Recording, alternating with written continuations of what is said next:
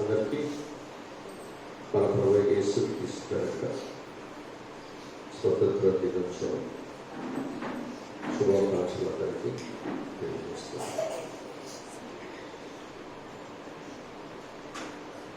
దేవుని వాక్యము మన యొక్క జీవితాల్లో ఎంతో గొప్ప జ్ఞానాన్ని మనకి ఇస్తుంది. ఈరోజు మనందరము ఇంత సంతోషంగా ఇంత ఆనందంగా మన జీవితాలు ఉన్నాయంటే మన దేశం కొరకు ప్రాణాలు పెట్టి ఎన్నో దెబ్బలకి జైలు జీవితాన్ని అనుభవించి వారు చాలా సుఖమైన జీవితాలు, మంచి ఉద్యోగాలు, మంచి స్థితి కలిగినప్పటికీ సమాజం కొరకు, దేశం కొరకు, శ్రేష్ కొరకు వారు త్యాగాలు చేయటం బట్టే ఈరోజు మనము ఈ స్వతంత్రతను సంపాదించుకొని బానిసత్వం లేకుండా స్వేచ్ఛగా మనతో ఉండడానికి అవకాశం కలిగింది. ఇది నాది, నా దేశము, నా ప్రజలు, నా ఇల్లు, నా సంపాదన అనేటువంటి ఆ గొప్ప కృప ఈరోజు నేను ఆలోచిస్తున్నామంటే ఆనాడు వాడబడిన ప్రయాస కలిగితే అని చెప్పి నేను జ్ఞాపకం చేస్తున్నాను. ప్రతి సంతోషకరమైనటువంటి జీవితం వెనుక ఎన్నో కష్టాలు, ఎంతో శ్రమ, ఆ జీవితం కొరకు పడినటువంటి వారు చాలా మంది ఉంటారు. అని వారు పడినట్టు బట్టే వారు త్యాగం చేయడం బట్టే ఈరోజు మన కుటుంబాలు మనం సంతోషంగా ఉంటున్నామని ఎవరు మర్చిపోవాలి. ఈరోజు నేను కొన్ని విషయాలను నేను ముందుకు తీసుకొస్తాను. మన దేశంలో చాలా పెద్ద పెద్దవారు మన దేశం యొక్క స్వతంత్రం కొరకు పాటుపడ్డారనే విషయం మనందరికీ తెలుసు. అలాగే ఈ దేశం యొక్క స్వతంత్రం కొరకు మన దేవుని పిల్లలు కూడా ప్రయాసపడ్డారనే విషయం మనం మర్చిపోకూడదు. చాలామంది మన గొప్పవారిని, వారి విగ్రహాన్ని లేక ఆ స్వతంత్రం ఉన్న వారిని మనం జ్ఞాపకము చేసుకుంటూ ఉంటాం. అయితే మరి క్రైస్తవులు కూడా చాలామంది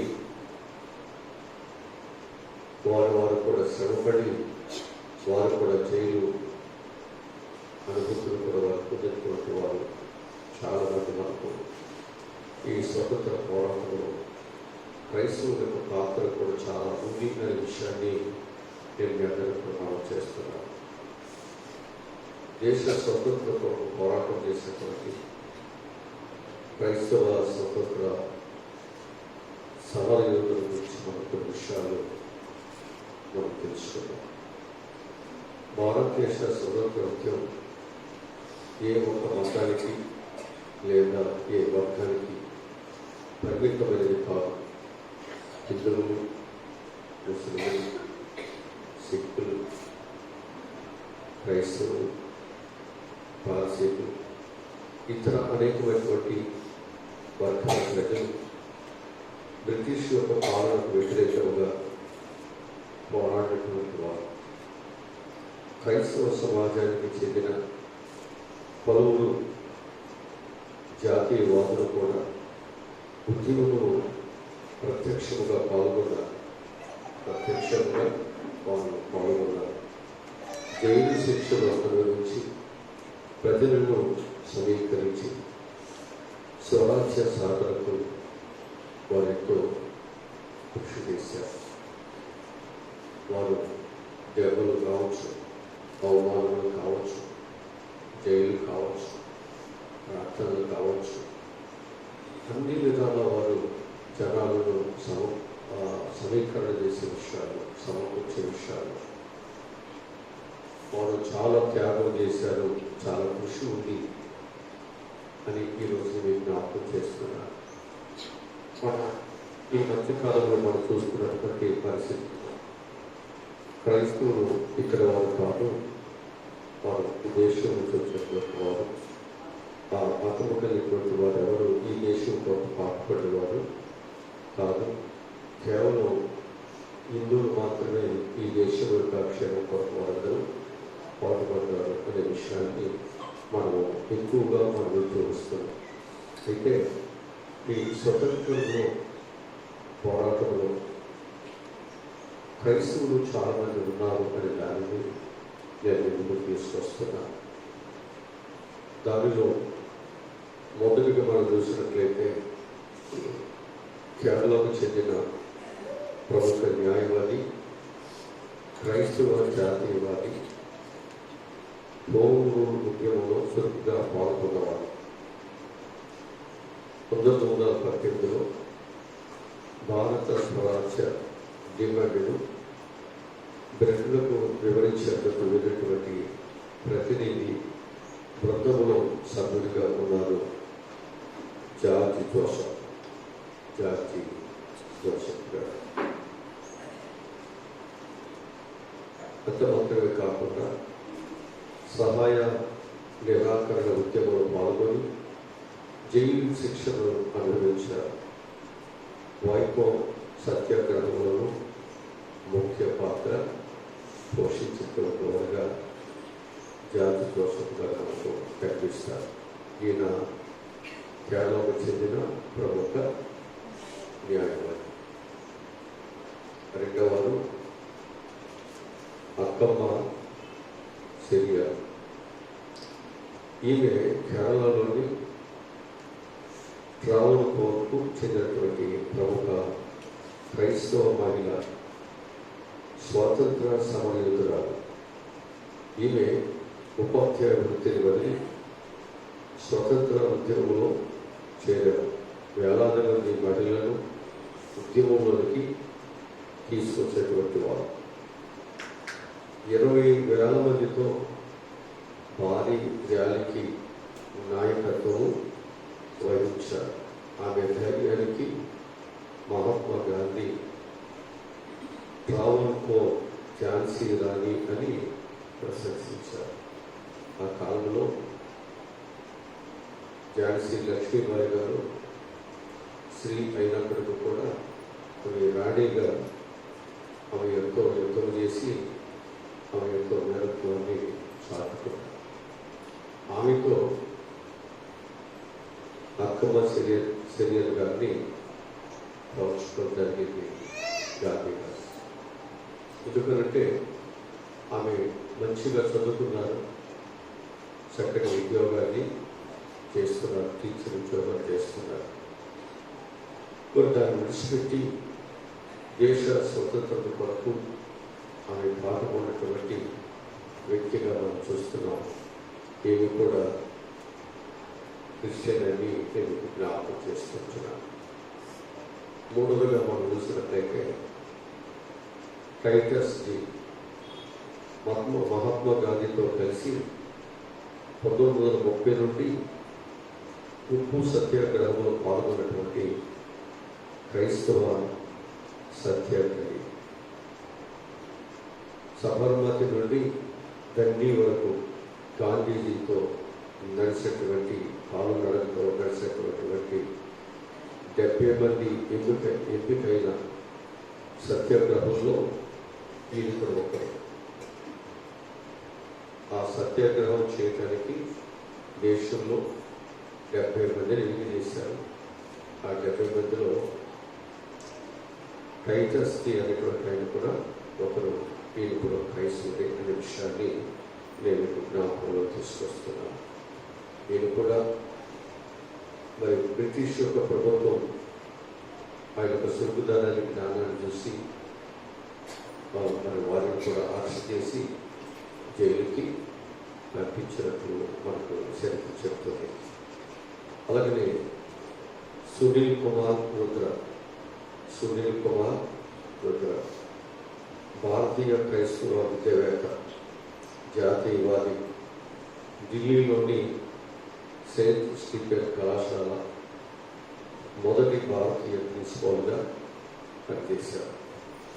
జాతీయ ఉద్యమ నాయకులతో సన్నిహితమైనటువంటి సంబంధాలు కలిగి ఉండి స్వతంత్ర ఉద్యమానికి ఆయన ఎంతో మద్దతునిచ్చే సహాయమును అందించారు.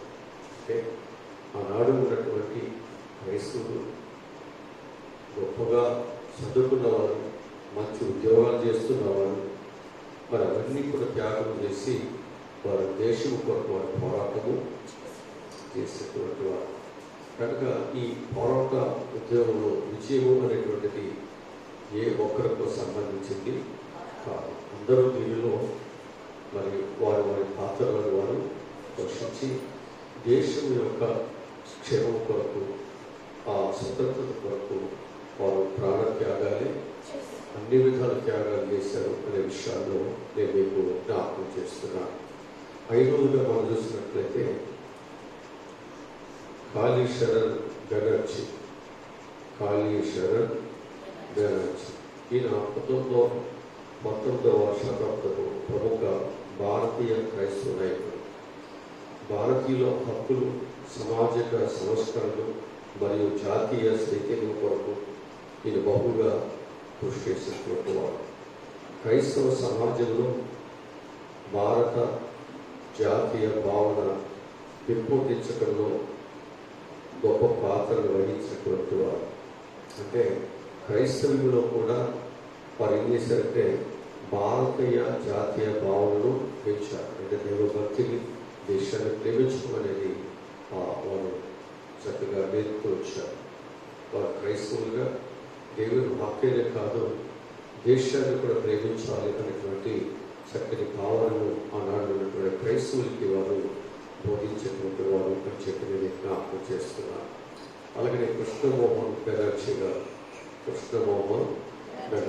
వీరు బెంగాల్కు చెందినటువంటి విద్యావేత్త, భాషావేత్త మరియు క్రైస్తవ మేధావి. యంగ్ బెంగాల్ ఉద్యమంలో అనుబంధం కలిగి విద్య మరియు సామాజిక సంస్కరణ ద్వారా భారతీయ సమాజంలో ఆధునిక జాతీయ చైతన్యానికి వారు దోహదపడ్డారు. ఆనాడే మరి విద్య కొరకు వారందరూ ప్రయాసపడినట్లుగా పాల్గొన్నట్లుగా చెప్పబడుతుంది. మన ప్రియ మిషనరీ వారు కూడా మన దేశం యొక్క పురోగతి వరకు, అభివృద్ధి కొరకు వారు కూడా చాలా ప్రయాసపడ్డారు. ఆ కాలము ఈరోజు నువ్వు చూస్తున్నటువంటి కాలంలో లేదు. ఆ రోజు పరిస్థితులు ఈరోజు నువ్వు అనుభవిస్తున్నటువంటి పరిస్థితుల్లాగా లేవు.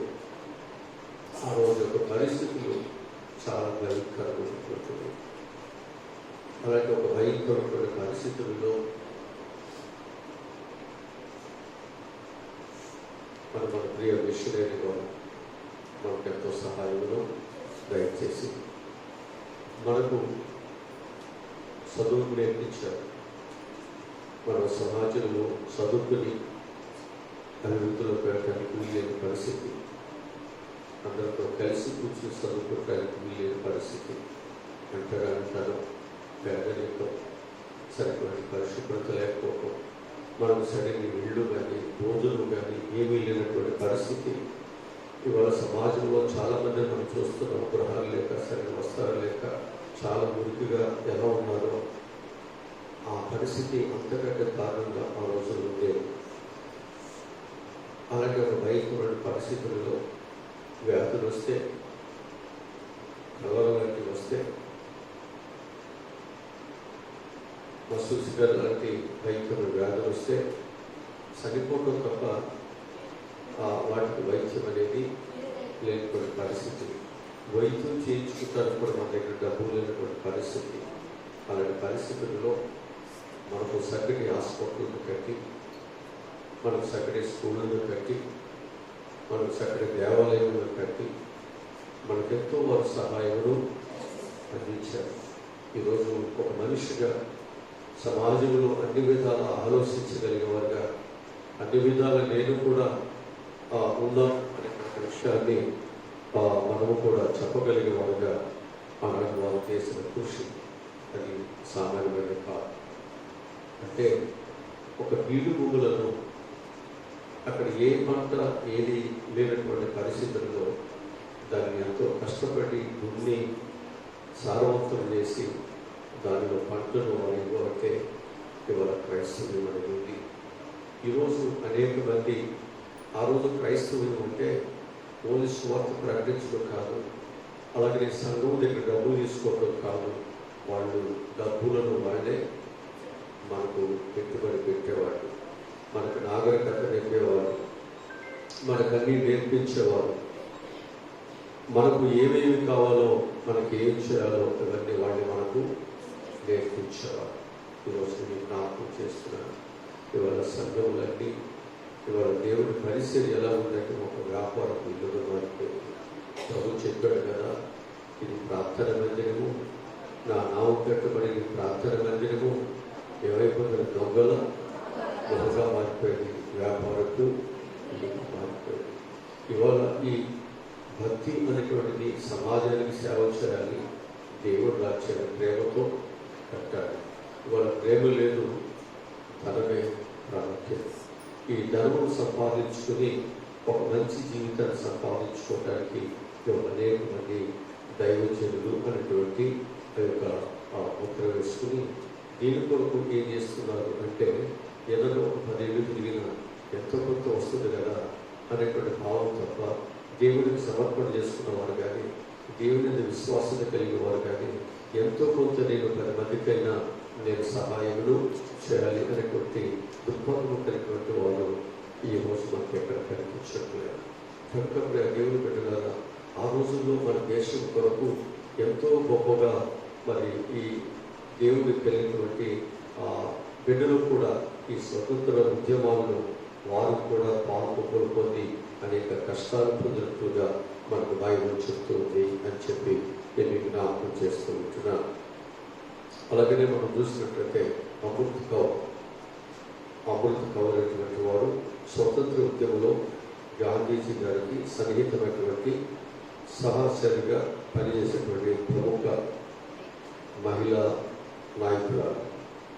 మహిళా విద్య, సామాజిక సంస్కరణలు మరియు జాతీయ ఉద్యమంలో చురుకుగా పాల్గొన్నటువంటి గొప్ప వ్యక్తిత్వం ఉన్నటువంటి స్త్రీ. తరువాత స్వతంత్ర భారతదేశంలో తొలి ఆరోగ్య మంత్రిగా వారు సేవలను అందించారు. అంటే స్వతంత్రం అయిపోయిన తర్వాత మన దేశాన్ని మనం పరిపాలన చేసుకునేటువంటి అవకాశం మనకు ఆ సౌలభ్యం కలిగినప్పుడు వారు ఆ యొక్క దానిలో వారు ఎలా ఉన్నారు అంటే, ఆరోగ్య మంత్రిగా వారు సేవలను అందించారు. భారతదేశంలో తొలి ఆరోగ్య మంత్రిగా అవకాశం వారికి దొరికింది. ఎందుకని అంటే కష్టపడిన ప్రతి ఒక్కరికి ఫలితం ఉంటుంది. కష్టం లేకుండా ఎవరికి ప్రతిఫలాలు రావు. వారు త్యాగం చేయబట్టి, వారి ఎన్నో విషయాలు వదులుకోబట్టి, దేశం కొరకు కుటుంబాన్ని, పిల్లలను అన్నీ విడిచిపెట్టి వారు సమాజంలోకి వచ్చి పోరాటం చేశారు. ఆ పోరాటం సామాన్యమైన కాదు.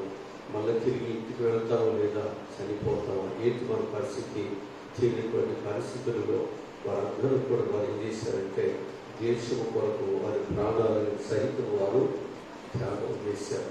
మనం నాయకత్వాన్ని మనం చూసినట్లయితే బైబిల్లో ఈ నాయకత్వం కలిగినటువంటి వారు ఎలా ఉన్నారో మనకు తెలుసు. వారు దేవుని కొరకు వారు ఐగుప్తు యొక్క ధనమును వారు నష్టపరుచుకున్నారు. దేవుని ప్రజలతో శ్రమపడటం దేవుడు అనుకున్నప్పుడే ఏదైనా సమాజానికి మనం మంచి చేయగలం. మన స్వార్థం కొరకు మనం ఉన్నంత కొరకు, మన స్వార్థాన్ని మనం ఎక్కువగా మనం అపేక్షించినంత వరకు సమాజానికి మనం చేయలేం. కనుక సమాజానికి మనం ఏదైనా మంచి చేయాలి అంటే మనకున్న స్వార్థాన్ని మనము విడిచిపెట్టాలి, మనకున్న ఆశలను మనము విడిచిపెట్టాలి. సమాజం కొరకు మనం ఎప్పుడు కూడా కృషి చేసేటువంటి వారు ఉన్నట్లయితే, అది కుటుంబ వ్యవస్థ కావచ్చు, అది దేశము కావచ్చు, సంఘము కావచ్చు, ఏదైనా అభివృద్ధికి వెళ్తుంది. అలాంటి వారు చాలా అవసరమై ఉంది. అలాంటి దేవుని కొరకు కృషి చేసేవారు, కష్టపడేటువంటి వారు, త్యాగం చేసేవారు ఉంటేనే సంఘం అనేది అభివృద్ధికి వస్తుంది. ఆదిమ సంఘము కూడా అలాగే ఉండబట్టే ఆ సంఘము మరి అన్ని ఒడిదుడుకులను పట్టుకుని దేవుని యొక్క రాజ్యాన్ని వాడు కట్టగలిగారు. కనుక ఒడిదుడుకులు అనేటువంటివి అభివృద్ధికి రాకుండా ఉంటాయి. పొందాలి అనుకునేటువంటి వారికి అనేక ఆటంకాలు వస్తాయి, శత్రుత్వాలు వస్తాయి, అనేకమైన సమస్యలు మన మీదకి వస్తూ ఉంటాయి. ఏం పర్వాలేదు, అభివృద్ధి అనేటువంటిది నీవు సంపాదించాలనుకున్నప్పుడు మనం ఏం చేయాలంటే మన దృష్టి, మన మనసు అభివృద్ధి మీద ఉండాలి. కష్టాల వైపు చూడకూడదు, ఇబ్బందుల వైపు చూడకూడదు. అనేకమైన నష్టాలు, అనేకమైన ఎగతాళి, అనేకమైన పరిస్థితులు మన మీదకి వస్తాయి, వాటి వైపు చూడవద్దు. ఎక్కడైతే మనం పడుతున్నామో అక్కడే దేవుడు మనలను నిలబెడతాడు. ఎక్కడైతే మనం ఏడుస్తున్నామో దేవుడు అక్కడే మనం సంతోషంగా దేవుడు మనం నిలబెడతాడు. కనుక ప్రతి ఒక్కరూ కూడా నీ జీవితంలో దేవుడు ఒక మంచి కార్యాన్ని దేవుడు చేస్తాడు. కనుక మన జీవితంలో కూడా మంచి కొరకు పోరాటం చేద్దాం. నీ జీవితంలో మంచి కొరకు పోరాటం చేయండి. మంచిని చేపట్టడానికి నీవు ప్రేమ కలిగి జీవించండి. స్వతంత్రత అనేటువంటి దానిలో ప్రవహించినటువంటి మొదటి కార్యం ఏంటంటే ప్రేమ. ప్రేమ కలిగిన చోట స్వతంత్రత ఉంటుంది. దేవుడు ప్రేమను చూపించాడు కాబట్టి అందరికీ స్వతంత్రత అనేటువంటిది వచ్చింది అని చెప్పి నేను మీకు జ్ఞాపకం చేస్తూ ఉంటున్నాను. అలాగనే హరేంద్ర కుమార్ ముఖర్జీ అనేటువంటి వారు, వీరు కూడా భారతీయ క్రైస్తవ నాయకులు, మరి రాజకీయవేత్త మరియు జాతీయవాది. భారత రాజ్యాంగ నిర్మాణ ప్రక్రియలోనూ కీలక బాధ్యతలు నిర్వహించారు. భారత రాజ్యాంగ నిర్మాణంలో కదా, భారత రాజ్యాంగ నిర్మాణం కొరకు ఒక కమిటీని ఏర్పాటు చేశారు. ఆ కమిటీలో వీళ్ళు కూడా ఒక సభ్యులుగా ఉండి ఒక కీలక పాత్రను ఆయన నిర్వహించిన వారు ఉన్నారు.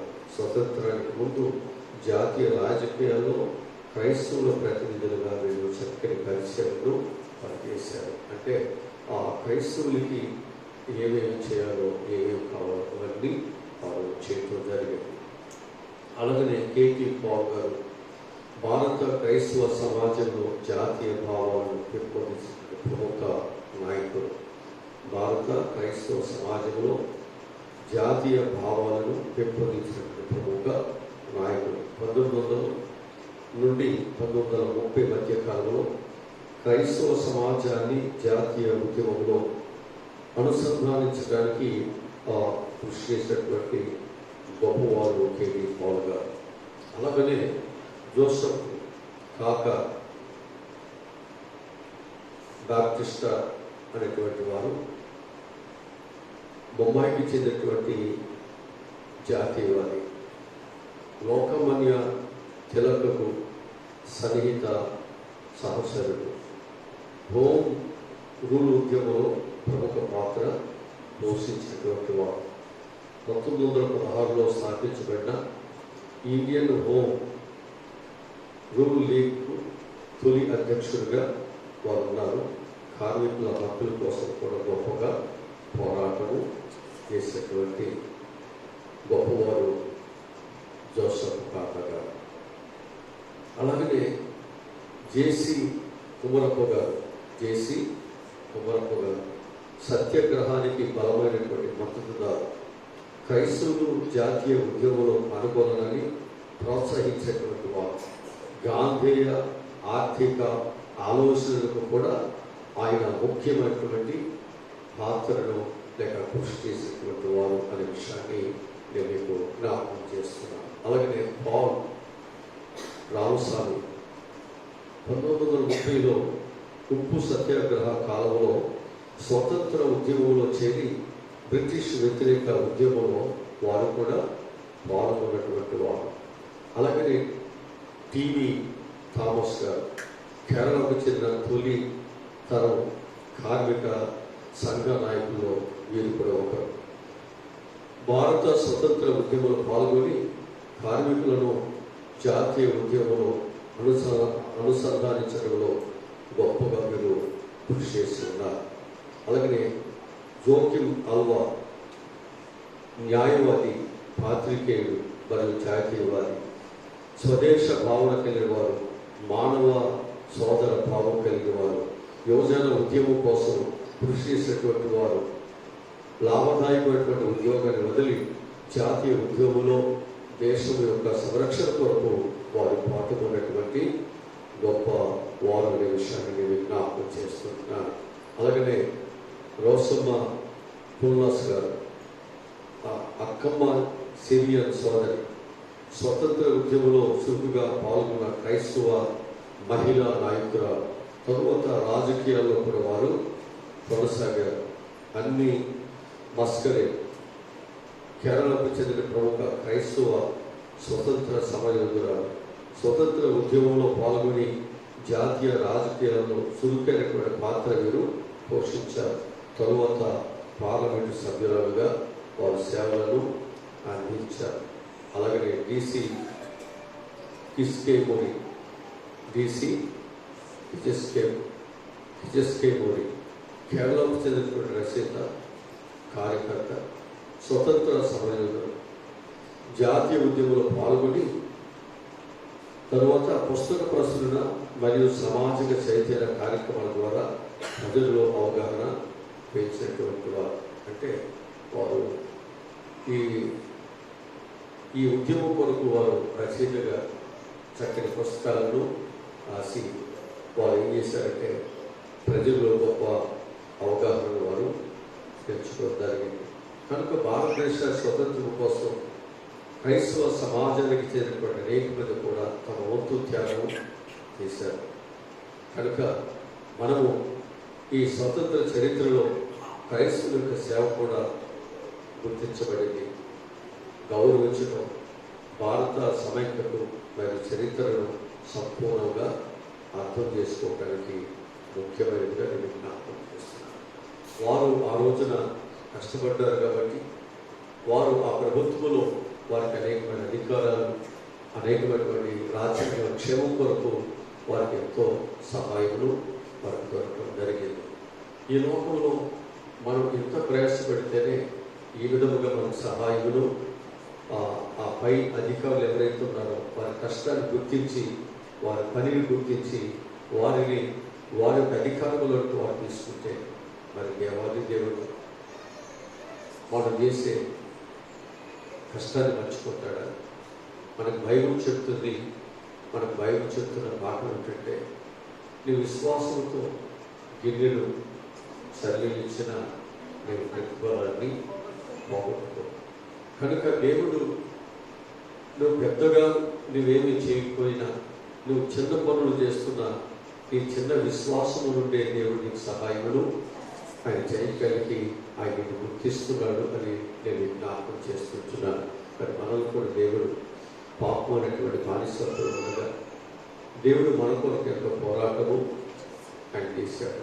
ఆయన పోరాటంలో మరి కొంతమంది దేవుడు సేవకులను ఏర్పాటు చేసుకుని మరి ఆయా ప్రాంతాలకు వెళ్ళి మరి ఎంతోమందిని ఏం చేశారంటే దేవుని యొక్క రాజ్యంలో కట్టడానికి, సాతాను యొక్క బానిసత్వ సంఖ్యలను విడుదలను పొందడానికి దేవుడు ఒక ఉద్యమాన్ని ఆయన ఈ భూమి మీద ఆయన తీసుకొచ్చారనే విషయంలో నేను జ్ఞాపకం చేస్తున్నాను. ఇంకా మనం జ్ఞాపకం చేసుకున్నట్లయితే మనకు యోహాను సువార్త 8వ అధ్యాయం 32 వచనంలో ఒక మాట ఉంది, సత్యము మిమ్మలను స్వతంత్రులుగా చేస్తుంటుంది. ఏదండి? సత్యము మనల్ని ఏం చేస్తుందంట? స్వతంత్రులుగా చేస్తుంది.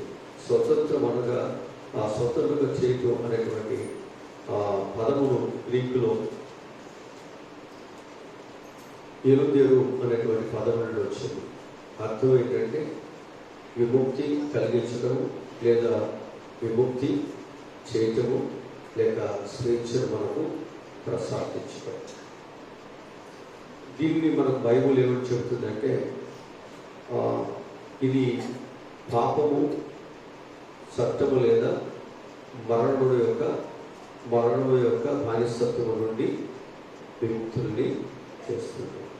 ఈ చట్టము మనం ఏం చేస్తుంది అంటే పాపము అనేటువంటి లేక మరణము అనేటువంటి దాని నుండి, బానిసత్వం నుండి మన విముక్తులుగా చేస్తుంటుంది. మనము వేటి నుండి స్వతంత్రులు కావాలి అంటే, ఒకటి అవినీతి మరియు అసమానత నుండి మనం విడుదల పొందాలి. దేని నుండి? అవినీతి నుండి, అసమానత ఉంది. ఇప్పుడు మనం బ్రిటిష్ వారిని మనం తరిమి కొట్టాం, కానీ స్వదేశంలో ఉన్నటువంటి అవినీతి పనులు ఉన్నారు, స్వార్థ పనులు ఉన్నారు. ఇప్పుడు వారి యొక్క చేతులలో మన దేశం ఏమైపోతుంది అంటే బానిస సంఖ్యలను వల్ల బంధించబడుతుంది. ఇప్పుడు దీని నుండి మనం ఏం చేయాలి అంటే మనందరము కూడా విడుదల కావాలి. మనము ఒక శత్రువు నుండి విడుదల పొందాము, కానీ మరలా మనకు దేశంలో ఉన్నటువంటి ఏదైతే అవినీతి అనేటువంటిదో, అసమానత అనేటువంటిది ఏదైతే ఉందో, దీని నుండి కూడా మన దేశం ఏమవ్వాలి, విడుదల పొందినట్లు మనకు ప్రార్థన చేయాలి. ఎందుకని అంటే ప్రార్థన ద్వారా దేవుడు సమస్తమును దేవుడు జరిపిస్తాడన్నాడు. క్రైస్తవులుగా ఇప్పుడు ఈ దేశంలో ఉన్నటువంటి అసమానతలు ఏమవుతాయో, ఈ దేశంలో ఉన్నటువంటి అవినీతి ఏదైతే ఉందో దాని నిర్మూలము చేయటానికి మన కృషి ఏంటి అంటే మనం ప్రార్థన చేయటమే. ఎందుకంటే ప్రార్థన చేసినప్పుడు దేవుడు మన ప్రార్థన విని మనకు దేవుడి సహాయాన్ని ఖచ్చితంగా అందిస్తాడు. యెషయా గ్రంథంలో 1వ అధ్యాయంలో 23వ వాక్యాన్ని చదువుదాం. కొత్తగా చదివితే 2-3 విషయాలు చెప్పి నేను కోట్ చేసేస్తాను. యెషయా గ్రంథము 1వ అధ్యాయం. దొంగల సహవాసులు వారందరూ లంచము కోరుదురు, బహుమానముల కొరకు కనిపెట్టుదురు, తండ్రి లేని వారి పక్షమున న్యాయము తీర్చరు, విధవరాండ్ర వ్యాజ్యము విచారించరు. ఇవాళ మనం చూస్తున్నాం అధికారులు ఎవరు అంటే ద్రోహులు, దొంగల సహవాసులు, అవినీతి పరులు. ఇక వీళ్ళందరూ మంచి కొరకు మనం వెళితే ఆ మంచి చేయించుకునేటువంటి వారికి ఏ డబ్బులు ఇవ్వలేకపోతే, వారు ఏమి చేయలేకపోతే వారికి అక్కడ వారు న్యాయం ఏమి వారు ఏమి చేయలేరు. కనుక ఇలాంటి ఒక భయంకరమైనటువంటి పరిస్థితుల్లో మన దేశం ఇప్పుడు ప్రజెంట్గా చెప్పబడుతుంది. అందుకే ప్రజలకు ఏం జరగట్లేదు, న్యాయం జరగట్లేదు. అనేకమైనటువంటి ఫ్రాడ్ జరగటానికి కారణాలు అవే కదా.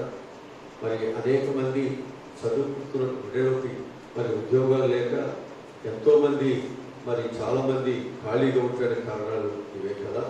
అందుకు దీని నిర్మూలన కొరకు మనం ఏం చేయాలంటే మన ప్రార్థనలు మనం చేయాలి. సామెత గ్రంథంలో 14వ అధ్యాయం 21వ వాక్యాన్ని మనం చదువుతాం. సామెత గ్రంథము 14వ అధ్యాయము 21వ వచనం చదువు.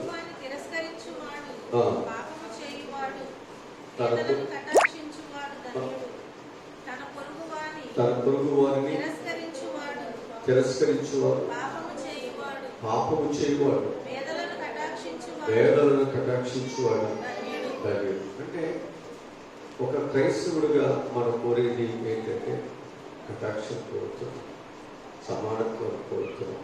అంటే లంచము మరియు అంటరానితనము ఈ రెండు నిర్మూలన చేయబడాలి. ఈ రెండు నిర్మూలన చేయాలి. ఈ రెండు నిర్మూలన చేస్తేనే సమాజము అన్ని విధాల మంచి ఉండగలుగుతుంది. సమాజము అన్ని విధాల అవమానములు కాకుండా అభివృద్ధిలోనికి వెళ్ళగలుగుతుంది అని చెప్పి నేను జ్ఞాపకం చేస్తున్నాను. ఇక రెండవదిగా మనం చూసినట్లయితే నైతిక మరియు ఆధ్యాత్మికమైనటువంటి దారిద్ర్యము నుండి మనందరం కూడా విడుదల పొందాలి. రెండవది నైతిక మరియు ఆధ్యాత్మిక దారిద్ర్యం నుండి మనం ఏం పొందాలి, విడుదల పొందాలి, స్వతంత్రం పొందాలి. అంటే యోహాను సువార్త 8వ అధ్యాయము 34 నుండి చదువుదాం. యోహాను సువార్త 8వ అధ్యాయము. అందుకు యేసు పాపము చేయి ప్రతివాడు పాపమునకు దాసుడని మీతో నిశ్చయముగా చెప్తున్నాను. దాసుడు ఎల్లప్పుడూ ఇంటిలో నివాసం చేయడు, కుమారుడు ఎల్లప్పుడూ నివాసం చేయను.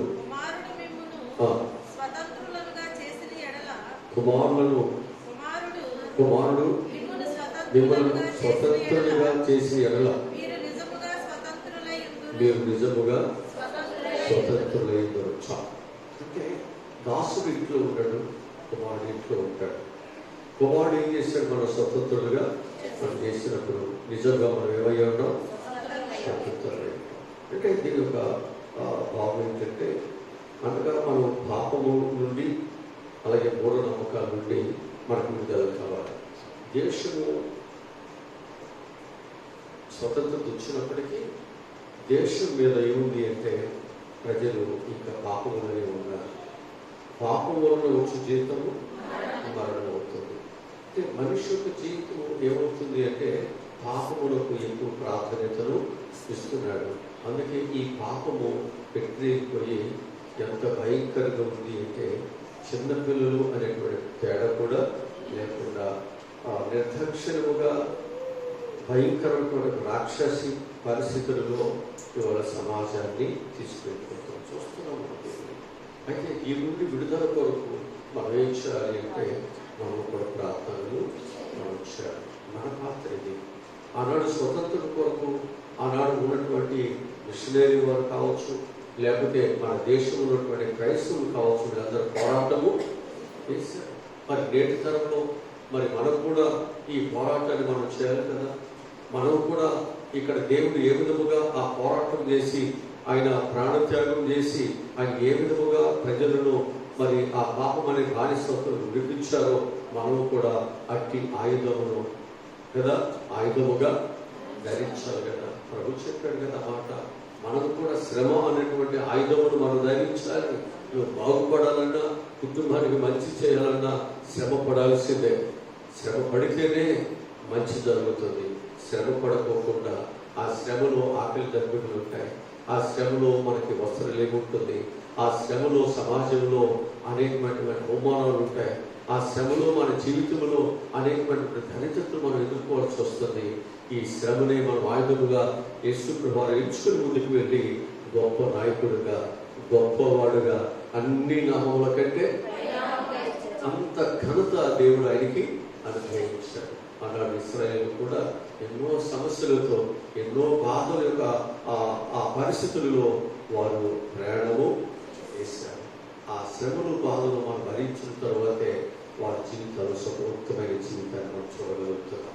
ఈరోజు నేను జ్ఞాపకం చేస్తున్నాను, సుఖవంతమైన జీవితాన్ని మనం కోరుతున్నాం. కానీ ఆ సుఖవంతమైనటువంటి జీవితంలో నీ శ్రమ, నీ పట్టుదల, నీ త్యాగము ఎంతుంది. నువ్వేం చేస్తున్నావు? దాని కొరకు నువ్వు ఏం త్యాగం చేస్తున్నావు? ఎంత నలిగిపోయావు? ఎన్ని విధాలుగా నీవు రాత్రి పగలు దానిని నువ్వు ఎదుర్కొంటున్నావు? చాలా ప్రశ్నలు ఇవన్నీ. మన సమస్యలు ఉన్నప్పటికీ కూడా సుఖవంతమైన జీవితం కొరకు మన మరొక దానికి బానిస అయిపోతున్నాం. మరొక దాని యొక్క మార్గంలో మనం వెళ్ళిపోతున్నాం.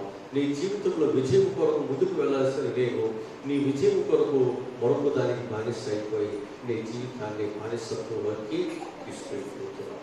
కనుక కుమారుడు అనేటువంటి వాడు ఇంట్లో ఉండాలి. ఆ కుమారుడు నీకు స్వతంత్రత ఇచ్చినప్పుడు అది నిజమైన స్వతంత్రం. అది మన ప్రియమైనటువంటి యేసుక్రీస్తు. ఆయనే నీకు నాకు కూడా ఈ నిజమైనటువంటి స్వతంత్రం దేవుడు మనకు ఇచ్చాడు. కాబట్టి మనం పాపము నుండి, మూఢనమ్మకాల నుండి పరిపూర్ణంగా మనం బయటికి రావాలి. క్రైస్తవుడు అనేటువంటి వాడు లంచముడే ఉండకూడదు. క్రైస్తవుడు అనేటువంటి వాడు ఇతరులను అంటారని వాడు మనం చూడటానికి వీల్లేదు. అందరినీ సమానత్వంతో మనం దాన్ని కూడా చూడాలి. ఎందుకంటే సహోదరులు ఐక్యత కలిగి ఉన్నప్పుడే కదా మనకి జీవితాలు అభివృద్ధి అనేది వచ్చాయి. కనుక మనము ఈ కుల వ్యవస్థలు, రకరకాల పరిస్థితులు ఈ సమాజంలో ఏం చేస్తున్నాయంటే మనల్ని విడదీసి పరిపాలన చేస్తున్నాయి. కనుక ఈ కులము అనేటువంటి సంఖ్య నుండి, బానిసత్వం నుండి మనం బయటికి మనం వచ్చేసి దేవుని రాజ్యాన్ని కట్టడానికి, దేవుని ప్రేమలో మనందరం కూడా ముందుకు వెళ్ళాలి అని చెప్పి నేను మీ అందరికీ ప్రభు పక్షంగా మనం చేస్తున్నాను. అంటే మూడవదిగా మనం చూసినట్లయితే నిర్లక్ష్యము మరియు అజ్ఞానం. ఈరోజు పరిపాలనలో నిర్లక్ష్యం చూస్తున్నాం. వారు చేస్తున్నటువంటి ఆ పనుల అజ్ఞానాన్ని మనం చూస్తుంటున్నాం.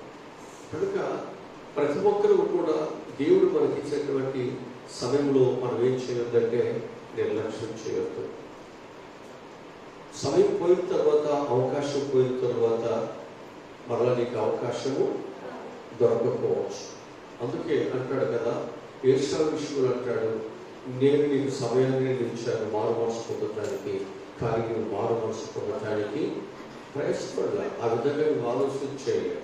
ఆ తరువాత నువ్వు ప్రయాసపడినప్పటికీ కూడా నీకు దొరకదు. అందుకు ఏషావు లాంటి భ్రష్టుడైనను మీలో ఎవరైనా ఉన్నారని జాగ్రత్త చూస్తారు. కనుక సమయం దేవుడు నీకు ఇచ్చినప్పుడు ఆ సమయాన్ని నువ్వు ఏం చేయాలంటే సద్వినియోగము చేసుకోవాలి కదా. నీవు చదువుకునే వయసు నీకు ఇచ్చినప్పుడు సమయాన్ని సద్వినియోగము చేసుకోవాలి. నీకు ఉద్యోగము, నీకు దేవుడి అవకాశం ఇచ్చినప్పుడు దాన్ని సద్వినియోగము చేసుకోవాలి. నీకు కుటుంబాన్ని దేవుడు ఇచ్చినప్పుడు కుటుంబాన్ని జాగ్రత్తగా సద్వినియోగము చేసుకోవాలి. బిడ్డలు దేవుడికి ఇచ్చినప్పుడు బిడ్డలు జాగ్రత్తగా సద్వినియోగము పెంచాలి. మనము నీకు దేవుడు ఏదైతే ఇస్తున్నాడో దానిలో నమ్మకముగా ఉండాలి. అప్పుడే మనకు జీవితాల్లో మనం ఏం చేయొచ్చు అంటే సహాయరహితం కలిగేటువంటి సత్య నిరాకారమైనటువంటి జీవితాన్ని మనం చూడగలుగుతాం. అంటే ఎవరూ మనకు సహాయం చేయాల్సిన పని లేదు, ఎవరో మనకు సహాయం చేయవలసిన పని లేదు. నిర్లక్ష్యం లేకుండా నీ జీవితం కొరకు నీవు జాగ్రత్తగా పాటుపడితే ఎవరు మనకు సహాయం చేయాలని ఒక చేతులు సహాయించిన మనకు పడదు. ఎందుకని అంటే నువ్వు కష్టపడుతున్నావు కదా, కష్టపడుతున్న రూపాయి నువ్వు జాగ్రత్త చేసుకుంటున్నావు కాబట్టి నువ్వు ఒకరికి చేయి చాపాల్సిన పని మనకుండదు. నీకు వచ్చిన ప్రతి కష్టార్జితంలో జాగ్రత్తగా నువ్వు చేసుకోగలిగితే నువ్వు ఖచ్చితంగా ప్రయోజనం. నువ్వు ఖచ్చితంగా ఎవరి సహాయం మీద ఎవరి మీద మనం ఆధారపడవలసిన అవకాశం ఉండదు. కనుక దీని నుండి కూడా మనం బయటికి రావాలి. మనం ఏమైపోతున్నాం అంటే ఎవరు ఏదైనా సహాయం చేస్తే బాగుండు అనేటువంటి తత్వంలో ఉండి మనం శ్రమపడట్లేదు. దేవుడికి ఒక సమయం ఇచ్చాడు. ఈ సమయంలో నువ్వేం చేయాలి? నిర్లక్ష్యము చేయకుండా నీ పిల్లల కొరకు, నీ కుటుంబం కొరకు నీ చేయవలసిన కృషిని ఖచ్చితంగా చేయగలిగితే చక్కని ఫలితాలు వస్తాయి. అంత మాత్రమే కాదు, నీ పిల్లలకు కూడా ఒక అభివృద్ధి విషయాల్లో నీ పిల్లలకు మనం నేర్పించుకోవాలి. అంటే ఒక విషయం చెప్పాల్సి వస్తే ఒక ఫ్యాక్టరీలో ఒక కొత్త ప్రోడక్ట్ ఏర్పడటానికి, ఒక న్యూ ప్రోడక్ట్ రావడానికి అక్కడ ఏ విధంగా వాళ్ళు అక్కడ చేస్తూ ఉంటారో, మన ఇంట్లో కూడా ఒక మంచి జనరేషన్ సమాజానికి రావడానికి ఇక్కడ ఇవే ఒక ప్రోడక్ట్ కొత్త వారిని ఏ పాపము, కలుషము, ఎలాంటి దొంగతనము, ఇతరితర ఏమీ లేకుండా మన పిల్లలు జాగ్రత్తగా మనం పెంచి సమాజానికి ఒక మంచి పిల్లలు ఇచ్చారు. అంటే నీవు కూడా ఒక ఫ్యాక్టరీ లాంటి వారివే, నీవు కూడా ఒక సమాజానికి ఉపయోగకరమైన ఒక కుటుంబానివే. నీవు దేవునికి ఏమి ఊరికే ఇక్కడ కూర్చోబెట్టలేదు. దేవుడు సమాజానికి ఉపయోగకరంగా ఉండటానికే దేవుడు ఒక కుటుంబాన్ని దేవుడు ఏర్పాటు చేశాడు. అందుకంటాడు, ఫలించు, అభివృద్ధి చెందుడు, విస్తరించు, భూమిని దేవుడు చెప్పాడు. మనం ఏమి పట్టించు, ఇవేమి పట్టించు. పిల్లలు నా డబ్బులు వెనకేయడానికి ఏ దొంగగాను, అబద్ధగాను, మోసగారు ఏదో ఒక విధంగా మనం బ్రతికితే నా డబ్బులు వెనకేస్తే చాలు, వాళ్ళే బతుకుతారు అనుకుంటున్నాం. సమాజానికి మన పిల్లల్ని ఏమి నేర్పిస్తున్నాం, ఏమి చూపిస్తున్నాం? తిరిగి నా పిల్లలు మళ్ళా తల్లిదండ్రులు ఎలా నడిస్తే పిల్లలు కూడా అలాగే, తల్లిదండ్రులు ఏం ఆలోచిస్తే అదే పిల్లలు ఆలోచిస్తారు. అంటే మనం జాగ్రత్తగా మన పిల్లల మీద మన ప్రభావం పడుతుంది. మన పిల్లలు మన యొక్క ఆలోచనలు అన్ని జాగ్రత్తగా వారు పరిశీలన చేస్తున్నారు. కనుక మరి పెద్ద పశువు వెళ్ళి చేలు వేస్తున్నప్పుడు చదువు గట్టు మీద ఉండదుగా, అది కూడా ఎక్కడికి వెళ్ళిపోతుంది. అందుకంటాడు, బాబుడు నడవలసిన త్రోవ వాడిని నేర్పించుకోబడి పెద్దవాడైనప్పుడు మంచిగా సమాజానికి ఉపయోగపడతారు. జాగ్రత్త, ఆ బాధ్యత నీదే. బాధ్యత రహితులుగా మనం ఉంటే, నేనేదో నా పిల్లలకు ఉండి పెట్టాలి, నా పిల్లల మీద వచ్చేయాలని నీవు కుటుంబాన్ని బిడ్డలు పట్టించుకోకుండా నీ జీవితంలో నీవు దానికి ప్రాధాన్యత ఇస్తే నీ బిడ్డల భవిష్యత్తు ఏంటి? నీ కష్టార్జితం ఎవరికి సంపాదించేది? ఒక చెడిపోయిన పిల్లలు కాదా? ఒక చెడిపోయిన పిల్లలు సమాజంలో ఉంటే నీకు చెడ్డ పేరు కాదా? నీకు అవమానం కాదా? జాగ్రత్త. అందుకే అజ్ఞానంగా కాకుండా జ్ఞానం కలిగి మనం చేసేటువంటి తప్పిదాలు, మన ఆలోచనలు, మన కుక్కలు ఏవైతున్నాయో అది మన పిల్లల మీద పడుకోకుండా మన పిల్లలను ఫ్రెష్గా మంచిగా వారిని సమాజంలోకి సమాజంలో ఎంతో కొంత చీకటి భయంకరంగా ఉన్న ఒక చిన్న కాంతి ఆ చీకటిలో కూడా ఏం చేయవచ్చు, నడవచ్చు. ఒక చిన్న కాంతి ఏం చేస్తుంది, ఆ చీకటిని కూడా దాటడానికి సహాయము చేస్తుంది. కనుక సమాజం ఎలా ఉన్నాయి, సమాజం ఎలా ఉంది? నీ ప్రక్క 1000 మంది పడినా, నీ ప్రక్క 10,000 మంది పుల్లిన అపాయం అంతే. సమాజం చెడిపోయినట్లుగా ఉన్న చెడిపోయిన ప్రభావం నీ పిల్లల మీద, నీ కుటుంబం మీద పడకున్నట్లుగా నువ్వు జాగ్రత్తగా చూసుకోవాలి. యోగు చుట్టూ కంచి వేశాడు, పిల్లల చుట్టూ కంచి వేశాడు, వారి పిల్లలు అన్నింటి చుట్టూ కంచి వేస్తాడు. అంటే ఆయన వేకువలు లేచి ఏం చేస్తున్నాడు, ప్రార్థన చేస్తున్నాడు. జాగ్రత్త. సమాజం చెడిపోయిందని మనం ఎక్కడికి అడవులోకి వెళ్ళిపోయి మనం ఉండలేము కదా. ఇక్కడే ఉండాలి. ఇక్కడే నీ పిల్లలను చెడిపోకుండా, పడిపోకుండా, అలవాటులో రాకుండా జాగ్రత్తగా మనము పెంచుకోవాల్సిన బాధ్యత ఎవరుంటుంది, మనమే. కనుక అట్టి స్వతంత్రతను మనం సంపాదించుకొని ఆ స్వతంత్రతను మనం ఏం చేయాలంటే అది మనతోనే అంతం కాకుండా, అది మనతోనే ముగింపు కాకుండా, అది మన బిడ్డలకు దేవుని ప్రేమను, దేవుని రాజ్యాన్ని, దేవుని సువార్తను మనం ఏం చెప్పన్నాడు లేదా కదా. మీరు మంచంలో ఉన్నప్పుడు, మీరు పడుకునేటప్పుడు, మీరు త్రోవలో వెళుతున్నప్పుడు నేర్పాలండి. సత్యాన్ని నేర్పండి, పిల్లలకు నేర్పండి. వారి బిడ్డలు చెడిపోకుండా, పడిపోకుండా ఉండటానికి దేవుని ప్రేమ వాక్యాన్ని, దేవుడు ఏ విధంగా మనల్ని ఈ రోజు ఈ స్థితికి తీసుకొచ్చాడో చెప్పాలి. మనం దేవుని మాటలు మనకి ఇప్పుడు దేవుడు దీవించునుగా. తల వచ్చని చెప్పి ప్రార్థన చేసుకున్నాం. మా ప్రభువా, మా రక్షకుడా, ఈ 80వ స్వతంత్ర దినోత్సవంలో మా దేశ క్షేమం కొరకునైనా నేను కూడా ప్రార్థన చేయడానికి, ఈ స్వతంత్రత కొరకునైనా క్రైస్తవ సమాజం ఎంత పాటుపడిందో విషయం తెలుసుకుని గర్వంగా మేము కూడా దేశం కొరకు శ్రమపడ్డాము అనేటువంటి దాన్ని బట్టి మేము కూడా సంతోషించడానికి ఈరోజు ప్రభు ఇంత గొప్ప ప్రభు మాకు ఇచ్చారు. అలాగనే ఇంకా స్వతంత్రత కొరకు ఏ విషయాలు మేము బానిసలు ఉన్నామో ఆ బానిసత్వం నుండి ఆయన విడుదల కొరకు మా పిల్లల్ని, మా భర్తలను, భార్యని, సమాజాన్ని లంచగొండితనం నుండి, అవినీతి నుండి, అనైతికమైనటువంటి పరిస్థితుల నుండి, ఆధ్యాత్మికమైన దరిద్రత నుండి, నిర్లక్ష్యము నుండి, అజ్ఞానము నుండి, మూఢనమ్మకాల నుండి ఎవ్వరికి చేయి చమ్మకుండా, ఎవ్వరిని దోసుకోవాలని ఆశ లేకుండా మంచి స్వభావం కలిగిన వాడిగా ఈ సమాజంలో చూడాలి. అలాంటి ఒక స్వచ్ఛమైన మంచి సమాజం కొరకు అయ్యా మనస్సు మారి రూపాంతరం చెందించే దేవుని పాదాలకు చేరి ప్రార్థన చేస్తున్నాం. ఎంతో మార్చావు, ఎన్నో దేశాలు మార్చావు, ఎన్నో బ్రతుకులు మార్చావు, ఎన్నో కుటుంబ వ్యవస్థలు అయినా దరిద్రతో కనిపిస్తాయి. ప్రభు, మా దేశంలో ఉన్నటువంటి వారు అవినీతి పరులు కాకుండా, అజ్ఞానులుగా కాకుండా, దేశ ప్రజల యొక్క క్షేమం కోరుకున్నాయన జ్ఞానం కలిగి అన్ని విధాల ప్రభా న్యాయపరముగా మంచి పోరాటం చేయవారు.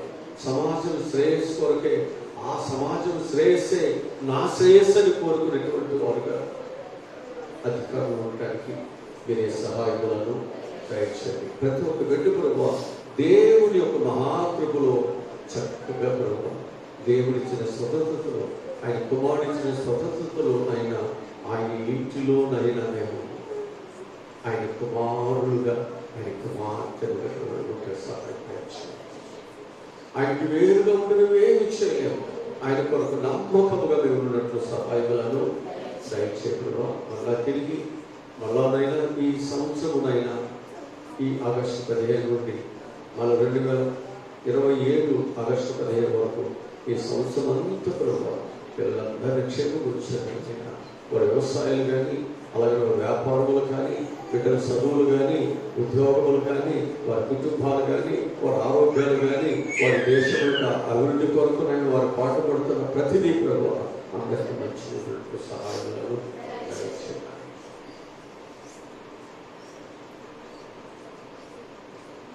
యేసు నామములో ఈ మనము ఈ ప్రార్థన పెట్టుకున్నాము. మన తండ్రి దేవుని ప్రేమ, కుమారుడు యేసుక్రీస్తు వారి దైవ కృప, పరిశుద్ధాత్మని నిత్యానంద కాపాడు సదా తోడై ఉండగాక. రేపు